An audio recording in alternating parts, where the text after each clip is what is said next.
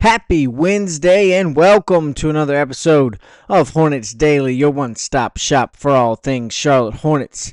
As always, we're presented by the good people over at FanArc, and I'm your host, Vance Ballard, but you already know. You can call me VB. I want to thank everybody for joining us today, watching along with us. If you haven't already, hit that subscribe button, leave a like and a comment down in the comment section. You already know how much we enjoy watching you guys interact, hearing what your thoughts are on the program, and getting to interact with you a little bit down in the comments section as we continue to grow and build this Hornets Daily family here on the program. Now, we've got a full show on the docket for today. The Hornets have made their first roster move. Doesn't necessarily count against the 15-man roster they're trying to get to, but we'll talk a little bit about who is on the way out the door in Charlotte today. We're going to do some takeaways from Liam McNeely's debut. We hinted at it a little bit yesterday talking about Game 1, but we're going to take a little deeper dive into some takeaways from Liam's performance on Sunday. Is Moussa Diabate the long-term answer at center for the Hornets? That's a question we've asked several times this summer. We'll continue to break that down and take a look at that on the show today. We're going to wrap things up. Charles Lee still not fully committed to a starting lineup just yet, still working through some different rotations, different guys playing with different guys, plugging and playing different pieces here and there. Lee's still trying to figure that out. We'll talk a little bit about the starting lineup for the Hornets to wrap up the show today. Now, you know I don't beat around the bush here on Hornets Daily. We like to dive head first into the program, and that's exactly what we're going to do today. We're going to start off with some, I don't want to call it not important news, but it's not world-shattering, that's for sure. It's not breaking news by any means, but the Hornets have made a roster move early in camp. It does not affect the 15-man roster that Charlotte still has to get down to, still have 16 guys under contract, have to get that down to 15 by the start of the regular season. But DJ Rodman is no longer a member of the Hornets training camp roster. Also, Rodman was also a member of the Summer League Championship roster. He played some time out in Las Vegas as well, but has fallen victim to the logjam at the guard position in Charlotte. There's just not enough space for him. He's the first guy to go. He's no longer a member of this Hornets roster in training camp. He won't be playing with the team the rest of the summer. He'll be able to go look for a new team now, whether that be in the G League or on an NBA roster somewhere. It's not going to be in Charlotte. Again, it does not impact the regular season roster that still has to be cut down to 15, but it does indicate that the Hornets are diligently looking into that process. They're working to make that final decision, get that number right now as it sits from 16 down to 15. There's obviously more than 16 guys in training camp right now, but the official under contract number is 16. Has to be cut down by one. Still very interesting to see who it's going to be that is that final guy cut. I know Pat Connaughton's on that list. Josh Green has found himself in danger as well with his injury timeline being longer than originally anticipated. We obviously know Nick Smith Jr. has already been moved on from. There are a couple other guys potentially on that list, but right now it does look like it's potentially a Pat Connaughton or a Josh Green. Still up in the air, though, and something very interesting to keep an eye on throughout the rest of training camp and as this preseason unfolds further on down the line. Now, speaking of preseason, we talked a little bit yesterday. We hinted at Liam McNeely's performance in his debut on Sunday against the Thunder. He didn't set the world on fire by any means, and as a matter of fact, if we're being honest about it, he struggled a little bit in his preseason debut, going just 1 for 6 from the field. Shots just weren't falling for McNeely. And while he didn't look great, the thought is that there was a little bit more learned about his overall role with this team on Sunday. Again, we've talked about it. Wins and losses not the main priority here in the preseason, not the most important thing. It's about development. It's about figuring out who's going to fit best where and what role these young guys and these new additions are going to play within the roster in this upcoming regular season. McNeely was the first man off the bench on Sunday. That's something we could see quite a bit in the regular season, especially with Grant Williams and Josh Green being out for an undisclosed amount of time. We could see a lot of McNeely being one of those first couple guys off the bench in the regular season. As to be expected, there were some jitters from McNeely in his debut. Some of those, I guess you can call it first game jitters. He played in the summer league. It's not an official regular season game, but it is still, the other team still has an NBA name on their jersey. You have one on yours. It's still an NBA environment, so we can, I guess, call them some first game jitters from McNeely there. But I thought he settled in nicely as the game went on. And despite not being able to get those shots to fall, again, just one of 6 from the field, 0 of 4 from beyond the arc. Despite not being able to get those shots to fall, I thought McNeely did a nice job being effective from the free throw line. Still managed to score a total of 7 points.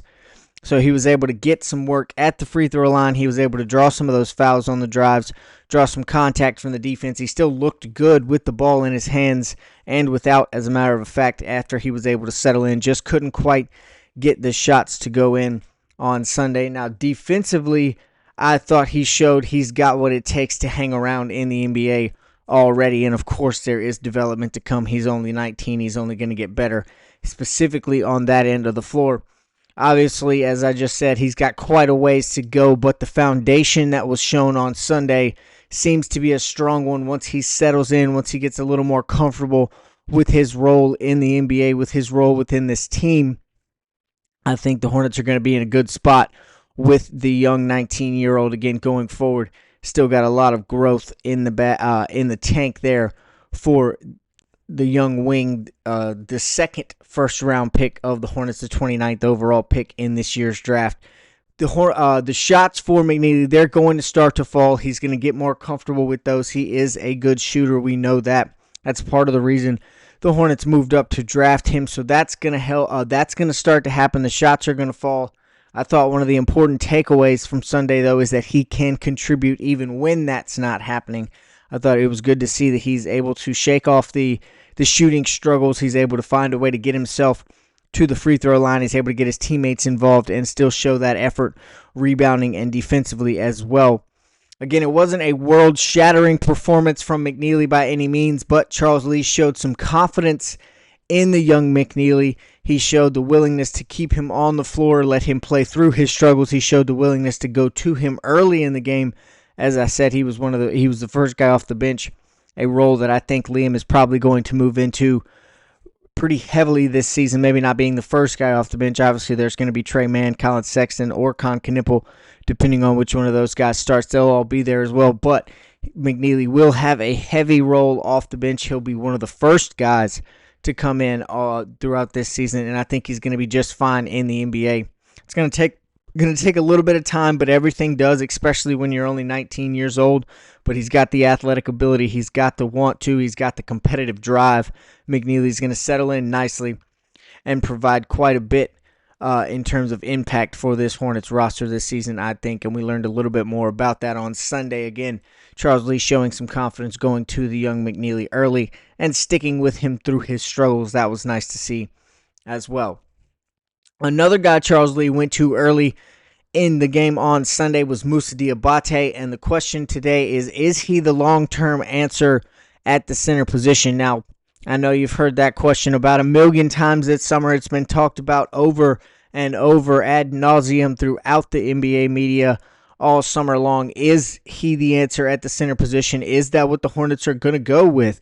Why didn't they make a move to get a real starting center in the NBA? All of the above questions we've heard over and over and over again. And Sunday gave us a small glimpse, but the first glimpse of getting the answer to some of those questions. We know this year Moussa does not have much of a choice but to have a big impact at the center position. Does not have much of a choice really but to play heavy minutes, probably just going to force his hand athletically to being the starter at that position. But can he do it long term? Well, you guys know my answer. I think I've said it several times. I think he's going to be just fine, and yes, I do, but we'll talk a little bit about that as we continue to break this down. Musa only played 12 minutes on Sunday, but he looked solid overall in that time. He scored 7 points, grabbed 4 rebounds. We talked a little bit about the communication issues that caused the whole team to struggle on defense and led to them underperforming on that end of the floor. But the flashes of what Moose can do, his athletic ability, his ability to guard on the perimeter down in the paint, his ability to switch on the pick and roll, there were flashes of that. And when it does start to work, it's going to work very well, as he is a very high energy and has freakish athletic ability that we've talked about several times on the show, and they were on full display once the team starts to fire on all cylinders, get a little more chemistry, and become a little better at communicating. It's only going to improve not only Musa, but the team's defense as well. Musa's going to be fine defensively against the more modern style bigs in the NBA, the guys that like to stretch the floor, the guys that like to play out on the perimeter a little bit and are legitimate shot-making threats. Musa will be just fine against those guys. I am of the belief that he'll be all right against the traditional bigs as well, the bigger body guys, the more bruising centers. I think he's athletic enough and quick enough to hold his own against those guys, but that is why Mason Plumlee was brought in to kind of bang around against some of those big bodies in the paint when that's who is on the other side of the floor for the Hornets or from the Hornets. That will allow Musa to do some things and use his athletic ability against second units, which could go a long ways for the Hornets as well. That's something to keep an eye on. Now, the odds are obviously stacked against Musa when it comes to being a long-term center. He's undersized a little bit. He's not the best offensively at the moment, but you guys know I've told you several times I think that's in the process of changing. You're all aware of how high I am on him, and I fully believe that if he was asked to be the center for the Hornets for the next 10 years, he's going to figure that out. He's in the process already. He's going to be fine, and once it becomes second nature to him, once he has a little more comfort in that role, I do think he can become a long-term center here in the NBA. Now, do I think he's going to have to? Not necessarily.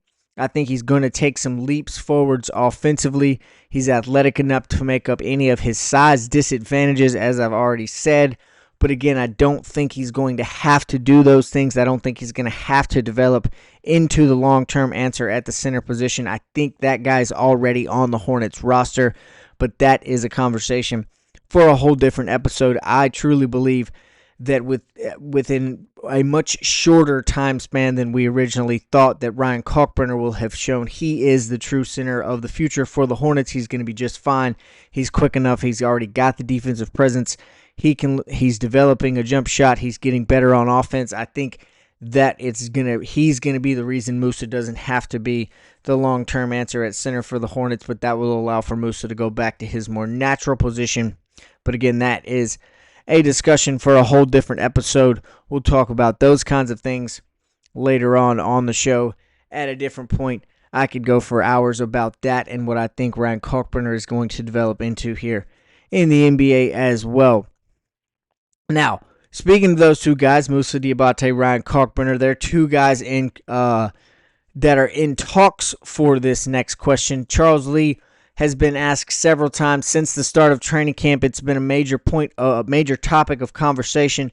The starting lineup for the Hornets, that's something that Lee has been asked about over and over again. We've discussed it here quite a bit this summer, but specifically leading up to and since the start of training camp. We do know definitely for sure that 3 of the starters are guaranteed as long as they have warm bodies. It's going to be LaMelo Ball, Brandon Miller, Miles Bridges, and then 2 others alongside of them. That's where the questions start to arise, though, at the 2 guard and at the center positions. Who's going to play there? Who's going to be running out on opening night? Who's going to run out with the starting 5? Will it be Con Knipple or Colin Sexton? Musa Diabate or Mason Plumlee? Does Ryan Kalkbrenner show enough in camp and in the preseason where he gets to run out with the first group? Fortunately for me, I don't have to answer any of those questions. That is going to be a Charles Lee issue. He does have to deal with those, and it seems like right now he's still not ready to have all the answers to fully commit to anyone being a full starting five. Again, we don't have to ask about Miller, Ball, and Bridges. Those guys are assumed. They're written in Sharpie in their role, not in pencil. But the other two, that's where the questions arise. Now, when talking to the media this week, Charles Lee again has been non-committal towards naming the official starting lineup. He's even said things like, quote, "It'll likely come down to optimal lineup chemistry and not individual performance when thinking about the starting lineups going into each game." He said he told Con, Trey, and Colin Sexton that they need to be ready to start in a lot of different ways, and we'll see how the season goes. So those three guys there are going to be in the mix for starting alongside the Melo Ball in several different variations, it sounds like, from Charles Lee. I personally would expect several different versions of the starting lineup as a whole throughout the season for Charles Lee and this Hornets roster. Now, obviously, Miller, Ball, and Miles Bridges will be included in all of those variations, but I do think there's going to be almost constant change at the other two positions, at least for a little while, going into the regular season. I think it'll take, it's got to be, in my opinion, at least the first month, maybe month and a half of the season. We'll still see a lot of change at that within the starting lineup for the Hornets, as Charles Lee still tries to fully figure out exactly what combination of guys on the floor works best against what style of matchup is on the other side. Who the opponent is going to play a big part in that as well. I'm not sure that the Hornets ever get to a point this season where they have a solidified starting five. Now, of course, I think there's obviously going to be five guys who start together the more often than the rest of the season, but I do think we're going to see a lot of games that are going to be matchup based, whether it be Mason Plumlee or Moussa Diabate, even Kalkbrenner down in the paint.